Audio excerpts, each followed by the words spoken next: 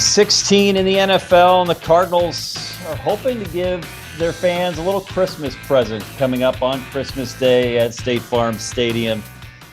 Bob and Kent, what do the Cardinals need to do to clinch that playoff spot against these Colts here? Bob? They need to stop Jonathan Taylor, Brian. When he gets over 100 yards, they're 8-0. And when he is held under 100 yards, they're 0-6. I think that's the basic math. That's Greg Moore math right there, man. And I'm telling you, if they can keep him under 80, they'll win the game and they'll clinch a playoff spot. If they lose and he gets over 100, they're going to have to wait another week. And then this growing, foaming at the mouth fan base is going to have a lot more to say about everything. And there's a lot to say right now. Kent, this could be the best team the Cardinals have played in the last 4 or 5 games. The Colts have won 6 of their last 8. They have a plus 14 turnover margin. This is not going to be a cakewalk for the Cardinals on Saturday. No, not at all, because, you look at it and it seems like a bad matchup for this Cardinal team. I mean, a team like the Colts that can run the ball so well, and a team like the Cardinals, the one defensive weakness they've had all year has been stopping the run. But I don't know. It matters how many yards Jonathan Taylor gets. I think it also matters, when does he get them? Can the Cardinals stop him early in the game? Can the Cardinals get a lead in the game and make Carson Wentz play quarterback?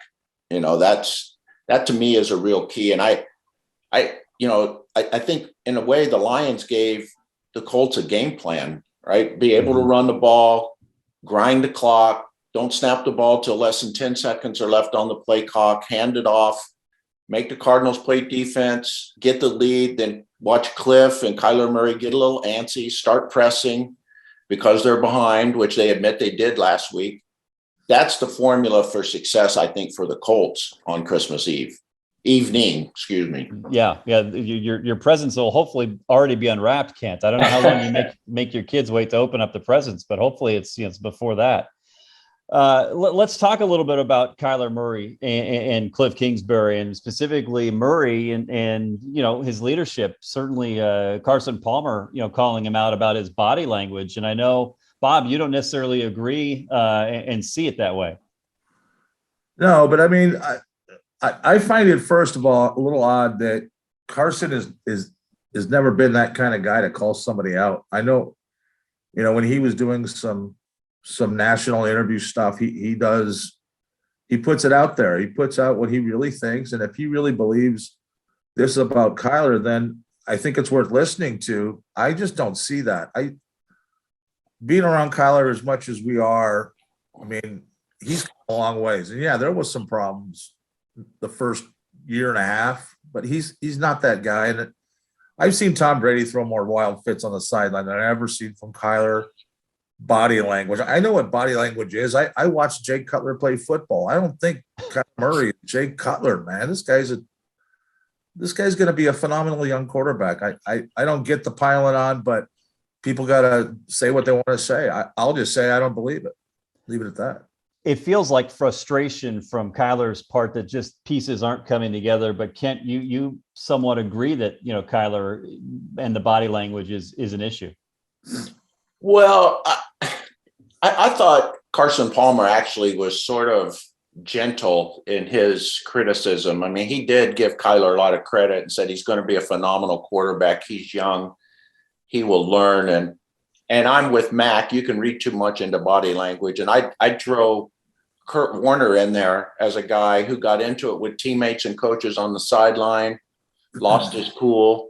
And I know a lot of Cardinal fans would like to see that kind of body language from Kyler Murray, to see him get angry and throw a Surface tablet, et cetera. But that's not his personality. I think the people who criticize him, and I'm one, I think the body language I had a problem with was the one of discouragement, the one of slumped shoulders, like motioning at receivers. Why didn't you go here or seem to? That's maybe the stuff he can correct. But I'm with Mac in this. I don't think that's like a major issue. I think the major issue confronting Kyler and Cliff Kingsbury, can they lift a team out of a bad time in the season? can they show leadership in that way? Can Kyler Murray have a big game on a big night to lead the Cardinals, forward? And he hasn't played well since coming back from injury. So he's got to prove that he can do that. And Cliff's got to prove he can do that as a coach, because his teams slump badly in the second half of the season. And that's a trend that goes all the way back to Texas Tech. And until his teams do something different, it's going to follow it. Yeah, this would be a huge win to beat Indianapolis at home. Let's get to the predictions. The Cardinals are just a 1-point favorite at home. Granted, their record at home has not been great. It's a 49-point over/under. Bob, your thoughts on this? I wrestled with this and looked at a lot of different numbers and watched a lot of Colts highlights to see what Arizona can do. I'll just tell you this: at the end of the day, when I made my pick and sent in my scouting report, it said Colts are going to win by 3, 23-20. And I think it can go either way, guys. I think either team can win this, and I just think it's going to be a nail biter and a defensive type game and a running game. But I think it's 23-20 Colts. Kent?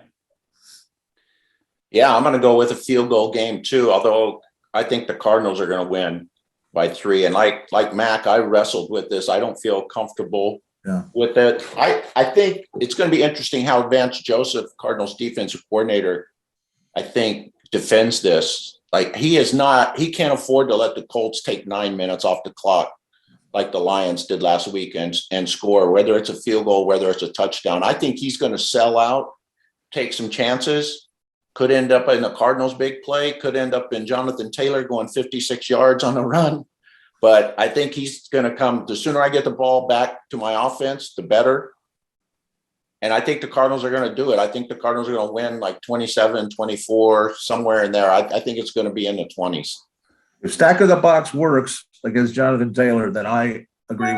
But I know that sometimes it doesn't work. The problem, I also think that it's these delayed blitzes that actually hurt the Cardinals, because they end up running right past the running backs as they're going in the other direction. And you see that so often this season, and you just get frustrated. You just hope that they would just stack the box. We're going to see how it all plays out on Christmas night here in the desert. Colts versus Cardinals, all your coverage on azcentral.com.